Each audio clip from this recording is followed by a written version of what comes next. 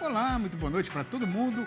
Com o clarão da lua cheia ainda iluminando a madrugada no sertão, a comitiva estradeira do Terra Viva DBO na TV já estava com a boiada na estrada em Lida Machadeira e, tendo levado de vencida essa jornada, convido agora os companheiros e companheiras boiadeiros para participar da nossa reunião novidadeira, que começa com a apresentação da prosa brideira do dia.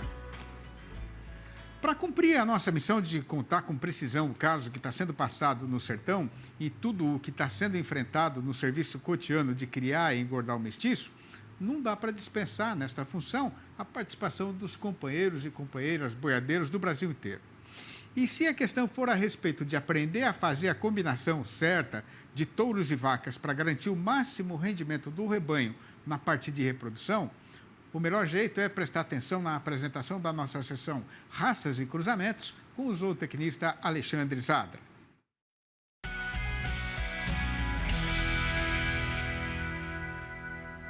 E a pergunta de hoje veio lá da Bolívia, mandada pelo Gerson Negrini de Paula. Ele conta que há muitos anos está inseminando as vacas Nelore com genética Limousin e que sempre vendeu bem os bezerros meio-sangue, né? Mas de uns tempos para cá, os compradores estão pedindo para que o Gerson passe a usar sêmen de Angus na sua vacada Nelore. E aí a dúvida dele é saber quais são as vantagens e desvantagens desse cruzamento e se vale a pena fazer essa mudança em termos de mercado, né? Pois então a gente fica agora de banda para escutar o que é que o Zadra vai falar. Olá, amigos do DBO na TV. Gerson, o Limousin, ele tem características diferentes do Angus. Limousin é uma raça francesa, onde existem linhagens mais musculosas, como a Boucherie, e linhagens menos musculosas para cria a elevagem. No Brasil, normalmente se vende sêmen de touros Boucherie. O elevagem é muito caro e são poucos que utilizam sêmen de linhagem elevagem, que é para cria. Então, você sempre vai fazer bezerros muito musculosos, o que impressiona muito na desmama. Na década de 90 ou 2000, início de 2000, ainda se usava muito Limousin aqui no Brasil, como você sabe, e a venda desse bezerro sempre era muito boa. Pela conformação, musculosidade, são todos baios, né? A maioria baio. Às vezes dá um pouco de zulego, um pouquinho de vermelho, mas a grande maioria é aquele baio esfumaçado nas extremidades e era muito padronizado. São muito padronizados, muita musculosidade. Para o engordador, o comprador desse bezerro seu, o que ele prefere quando ele busca o Limousin? Ele quer rendimento de carcaça. A gente sabe que o Limousin e outras raças de mais musculosas têm um rendimento de carcaça muito bom. Chega-se a ter 55%, 56%, até mais, depende do acabamento e da idade do animal e do peso, mas sempre com bons rendimentos. Então ele procurava isso. No entanto, o que aconteceu e por que o mercado vem procurando Angus? Aqui no Brasil e também aí na Bolívia, como você falou, está acontecendo o mesmo. O Angus, para o terminador, ele tem um melhor acabamento. Então ele não faz um animal muito musculoso. A gente sabe disso, que depende de linhagens Angus, que tem mais músculo em indivíduos. Mas, de um modo geral, são animais menos musculosos, onde nós buscamos acabamento. São animais que desmamam. Quando a gente desmama, a gente leva ao coxo ou mesmo ao pasto e ele vai bem e ele termina mais cedo, com um melhor acabamento que o Limousin. Por isso que existe uma preferência pelo Angus hoje em dia, ok? Falando em vantagens e desvantagens, não existe vantagem e desvantagem. Existem essas características que eu falei, onde o Angus tem melhor acabamento e a fêmea você pode tirar uma cria. Essa seria uma vantagem do Angus em relação ao Limousin, mas ele vai perder em rendimento se você for engordar. Mas se você quer vender o macho, e o mercado está pedindo, você tem que fazer pelo menos uma parte com Angus para poder atender essa parte de mercado que está pedindo Angus. E você aproveite a fêmea. Você pega essa fêmea meio sangue, que eu considero a rainha da pecuária, essa F1 Angus Nelore, e utilize ela como reprodutora, que ela vai emprenhar cedo e você pode até tirar uma cria com um bimestiço ou um taurino adaptado, ou mesmo com um zebu parto fácil, e aí você mata essa fêmea F1 depois de uma cria. Assim que ela desmamar o bezerro, você pode matar ela com preço de macho, ok? Espero ter respondido sua pergunta, Gerson. Um abraço a todos e vamos pro campo! E agora quem quiser pode pegar um café, porque está na hora de fazer um intervalo na função para apresentar os comerciais que sustentam a televisão. Mas essa parada vai ser ligeira e é já que a nossa prosa boiadeira vai ser retomada. Aguarde. Do tanto de assombração e consumição que tem nesse mundão do sertão para tirar o sono dos companheiros e companheiras boiadeiros e prejudicar a saúde dos animais, uma das mais perigosas é a brucelose, que continua sendo uma das principais causas de abortos e de problemas de reprodução no rebanho brasileiro. E sem ter a pretensão de ensinar o Padre Nosso para o vigário, a gente pede licença para fazer aqui a recordação de que existe uma vacina que funciona perfeitamente na prevenção da doença, sendo até que o fazendeiro é obrigado a aplicar esta injeção no seu gado. Pois então, para esticar uma prosa a respeito de como é que isso deve ser feito e de qual é o calendário da imunização, a gente está tentando a visita internética do médico veterinário Rodrigo de Souza Ferreira, gerente do Programa Estadual de Controle e Erradicação da Brucelose e Tuberculose Animal, da Secretaria de Agricultura do Estado de São Paulo, que vai participar da função falando ao vivo por vias internéticas, diretamente de São João da Boa Vista, aqui no interior paulista. Boa noite, Rodrigo. Obrigado pela sua disposição para atender a gente. Seja muito bem-vindo e fique à vontade que a casa aqui é sua, viu? Boa noite, Cid. É um prazer estar aqui. A gente está à disposição para qualquer situação, qualquer necessidade. Muito obrigado pela oportunidade. O prazer é nosso. Ô, Rodrigo, o que é a brucelose e o que acontece com os animais que são atacados por essa doença? A brucelose é uma doença causada por uma bactéria, né, que chama brucela, e ela causa, nas fêmeas, causa aborto no terço final da gestação, e nos machos causa orquite, a inflamação dos testículos. A gente tem uma ideia, Rodrigo, do tamanho do prejuízo provocado por essa doença nas fazendas de leite de corte? Isso, a estimativa é que cerca de 20% da produção é perdida, na produção de leite ou de carne, é perdida por causa da brucelose. 20% é um número considerável, né? Agora, Rodrigo, como é que os animais pegam a brucelose? A brucelose, a transmissão pelos animais é principalmente via placenta.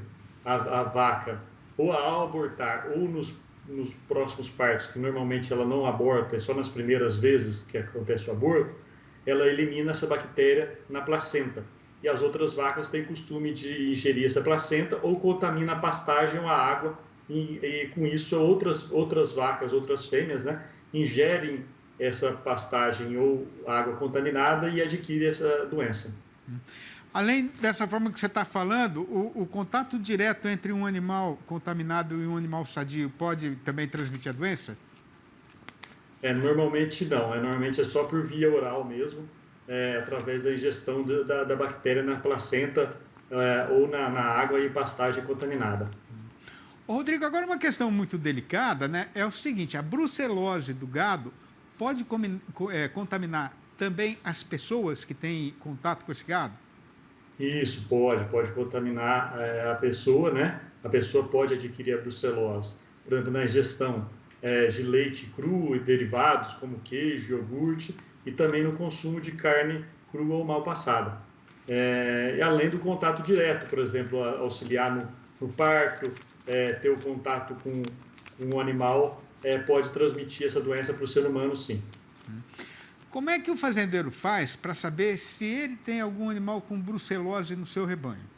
Isso, ele tem que chamar um veterinário que é habilitado, ele é habilitado pelo Ministério da Agricultura, que é responsável pela realização do diagnóstico, do teste de brucelose, para verificar se os seus animais estão sadios ou se estão doentes.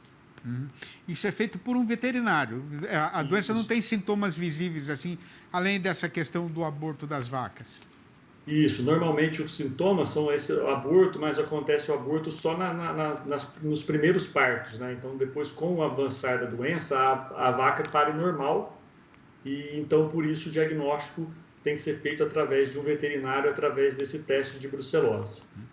Agora, Rodrigo, o que é que o fazendeiro deve fazer se aparecer algum caso de brucelose na sua boiada?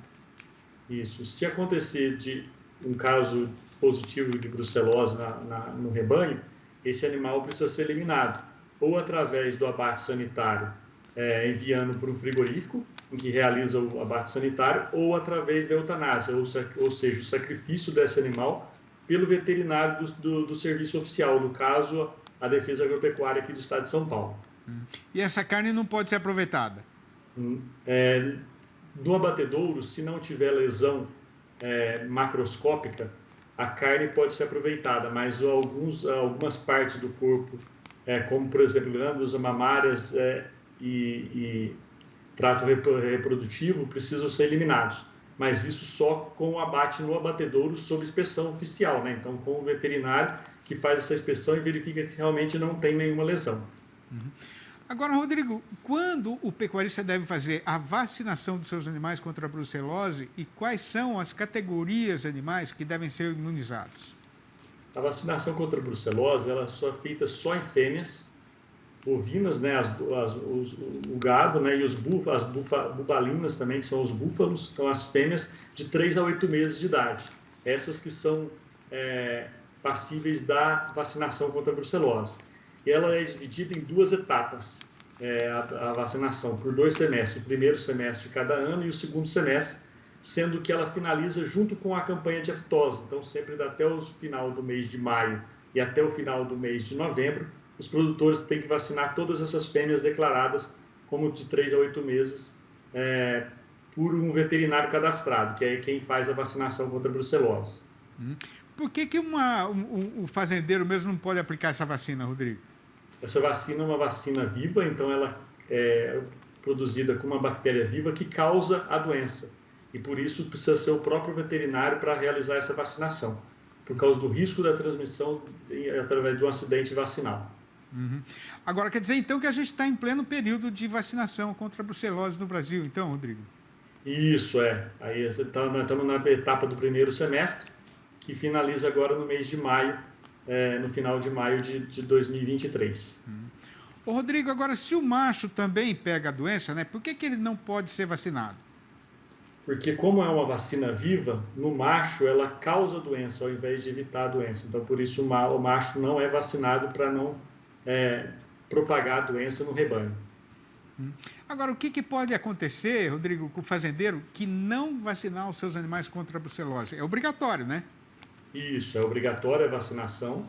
O produtor que não vacinar, ele pode ser multado por não vacinar. E, além disso, ele vai precisar procurar um veterinário habilitado que faça o exame, se ela passar dos 8 meses, que após os 8 meses ela é uma outra vacina contra a brucelose, mas é um outro tipo que chama RB51. E aí, se passar dos 8 meses, ele precisa fazer o exame e ela realmente sendo negativa, aí ela pode ser vacinada com esse tipo de vacina que chama RB51.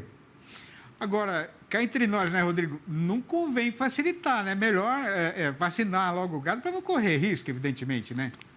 Com certeza. O importante é fazer a vacinação no tempo correto, dificultando a doença de acontecer no seu rebanho e também da transmissão para o ser humano, por causa dela ser uma zoonose, igual a gente falou, que é uma doença que passa do animal para o ser humano. Agora, Rodrigo, qual foi o resultado da última campanha de vacinação contra a brucelose aqui no estado de São Paulo? No ano passado, no segundo semestre, a gente obteve cerca de 97,5% das fêmeas foram vacinadas. Isso não quer dizer que as outras fêmeas não são vacinadas. Elas são, mas após a final da etapa, após a autuação, uma multa do produtor, né, e ele realizando a vacinação posteriormente, de acordo com a faixa etária da bezerra. Quer dizer que o público consumidor, né, de leite e de carne, pelo menos aqui em São Paulo e nas regiões que são abastecidas, digamos assim, pela pecuária paulista, podem ficar sossegados em relação à doença. Isso, porque o rebanho está bem, o índice de vacinação, a cobertura vacinal, né, o que é necessário de vacinar, recomendado pelo Ministério da Agricultura, é de 80%.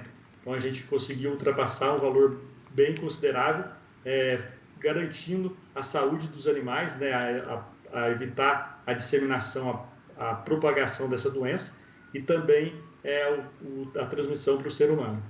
Muito bom. E que a gente continue assim, né? Não só em São Paulo, no Brasil inteiro. Ô, Rodrigo, eu queria agradecer demais a sua participação aqui no programa, dizer que a gente é parceiro, né? Sempre que tiver notícia boa, chama a gente para a gente prosear mais um pouco. Obrigado, viu, Rodrigo? Um abraço para você e para toda a turma da Secretaria. Obrigado a todos os telespectadores aí pela oportunidade. Foi uma satisfação participar do programa e passar essas orientações, essas novidades aí para os produtores, para que a doença seja controlada e erradicada, uma hora seja exterminada do estado de São Paulo. Esse é o nosso objetivo, que ela seja zerada, que ela não aconteça mais no estado. Esse é o objetivo da Defesa Agropecuária do estado de São Paulo. Muito obrigado, Cílio. Obrigado e um abraço. Um abraço. Se em vez de prosa conversada a gente estivesse fazendo moda rimada, 5 versos já estariam feitos e anotados na caderneta. Pois então agora é hora de dar um descanso para a mão e para a caneta, para pegar de novo, dentro de instantes, na continuação dessa função e versejar a respeito do caso que está sendo passado com boi gordo no mercado, que aqui será anunciado pela seguinte manchete avisadeira. Depois de ter passado a quarta-feira embicada com firmeza na subida da ribanceira, na quinta a nossa praça boiadeira voltou a manifestar fraqueza e já está outra vez andando numa toada mais desanimada. É só o tempo de tomar uma soquinha de café e é já que o Terra Viva DBO na TV vai voltar. E seguindo o roteiro que é do nosso costume e a respeito do qual o companheiro e a companheira fazendeiros têm bem sabedência, a gente passa agora a fazer a conferência do preço que está sendo falado para o boi gordo no mercado.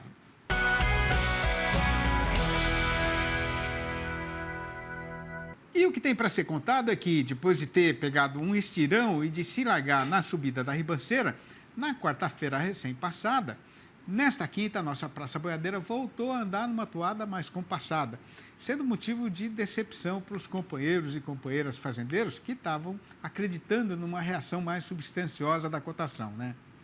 Para adquirir maior entendimento da situação, a primeira questão a ser levada em consideração é que, com a alta acontecida no valor da arroba, o comprador fechou a carga do caminhão e o frigorífico esticou de novo a sua programação. Assim mesmo, em muitas regiões do país, o amigo pecuarista não teve motivo para fazer reclamação, como é o caso, por exemplo, aqui do Mercado Paulista, onde só nesta semana que está em andamento, a arroba do boi comum teve um aumento de R$ 7,00. Ao mesmo tempo, o gado terminado de acordo com o roteiro determinado pelo comprador estrangeiro chegou a R$ 295,00, falando aqui de preço bruto, né? Mas como esse tipo de animal continua fasqueiro no trecho e difícil de achar, já tem gente pagando R$ 300,00 redondos sem nem regatear. Não é propriamente que a oferta de boiada terminada esteja assim muito apertada, né? Mas também é verdade verdadeira mesmo que não está tendo enchente de mercadoria em lugar nenhum no Brasil. E por conta disso, o estoque de carne que o distribuidor atacadista tinha na Câmara Fria diminuiu até que bem nesses últimos dias. Por outro lado, logicamente que o rumo que será tomado pelo mercado daqui para frente depende fortemente de qual vai ser o procedimento do consumidor brasileiro, que, aliás, esteve mais presente no balcão do açougue na metade abrideira de fevereiro, né? Pois a partir deste final de semana, para a alegria geral do povo brasileiro, finalmente vai ter carnaval, depois de 2 anos sem. E a animação da folia chegou antes no comércio varejista, que aumentou as encomendas para a indústria e se preparou para fazer o atendimento, dando como certo o reaparecimento da sua freguesia. Ainda na parte da demanda, olhando agora para o setor exportador, o mês presente está sendo bem pior do que era esperado, com queda tanto no volume despachado lá para fora, quanto no dinheiro apurado. Mas a previsão para as próximas semanas ainda é de melhora. De qualquer maneira, o companheiro fazendeiro não deve alimentar alguma ilusão em relação à evolução da cotação, nem no curto, nem no médio prazos. E aqui a gente pede licença para fazer a recordação de que a pecuária brasileira está no 2º ano de um ciclo de baixa. Como todo mundo já tem bem sabedência, isso quer dizer que a oferta de fêmeas para abate vai continuar aumentando e influenciando muito o rumo que o carretão vai pegar no estradão. E o vento só vai mudar de direção mesmo quando o bezerro e o gado de reposição voltarem a ser valorizados no mercado. No balanço do dia da Scott Consultoria foram registradas mudanças nas cotações em 10 das 32 regiões consultadas no Brasil inteiro, com a arroba subindo em 4 destas praças, mas caindo nas outras 6. No noroeste do Paraná, a alta foi geral, com o boi indo para R$ 271,00 e a vaca para R$ 241,50 a prazo e livre do Fundo Rural. No Rio de Janeiro, o macho melhorou para R$ 266,00. Em Campo Grande, a capital de Mato Grosso do Sul, e também em Três Lagoas, a fêmea avançou para R$ 241,50. Já em Cuiabá, capital de Mato Grosso, a vaca foi derrubada para R$ 233,50. No sudeste do estado, a fêmea desandou para R$ 231,50. Em Marabá, no Pará, a vaca voltou para R$ 221,50. No sul do Tocantins, a fêmea agora vale, no máximo, R$ 218,50. No norte tocantinense, a vaca escorregou para R$ 216,50. E em Belo Horizonte, a capital das Minas Gerais, a fêmea escorregou para R$ 238,50. Não faz muitos dias que andou aqui na freguesia o Isaquia, caboclo fuá, de pouco conversar, arribante chegado lá do outro lado do Ribeirão da Vazante, montado num baio tostado, dizendo que estava campeando no Vilho Garrai. Mas a razão verdadeira dessa viagem dele aqui para esta paragem era o olhar gateado de uma morena faceira chamada Margarida, que fez brotar o amor no seu peito, mas que tem o defeito de ser filha do delegado seu Zé Amado, que é mais brabo do que onça parida. Esta é mais uma das mais de 800 prosinhas rimadas que eu escrevi para recitar aqui no fechamento da nossa função noticiarista e novidadeira, na intenção de fazer, todo dia, a louvação da verdadeira cultura sertaneja brasileira. Aí o povo foi gostando e foi pedindo, e para poder atender a quem estava querendo, o jeito foi ajuntar tudo e publicar, o que foi logo planejado e feito, de modo então que hoje os 4 livros da minha série Versinhos de Caipira estão circulando pelos eitos do sertão na mão dos companheiros e companheiras, boiadeiros ou não.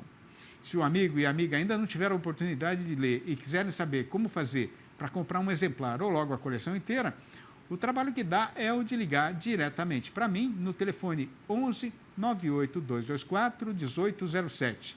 Eu vou repetir, 11 98 224 1807. Ou mandar um e-mail para sidneymasco@uol.com.br ou ainda achar meu nome lá no Facebook. E se dependesse só da nossa vontade, a gente nem voltava para a cidade para ficar aqui e poder desfrutar mais da hospitalidade do sertão. Mas também nem vai dar tempo de ficar com saudades, porque o Terra Viva DBO na TV volta para uma nova função amanhã, às 6h30 da manhã e às 7h25 da noite. Sendo assim, vai daqui um abraço para todo mundo e até lá então.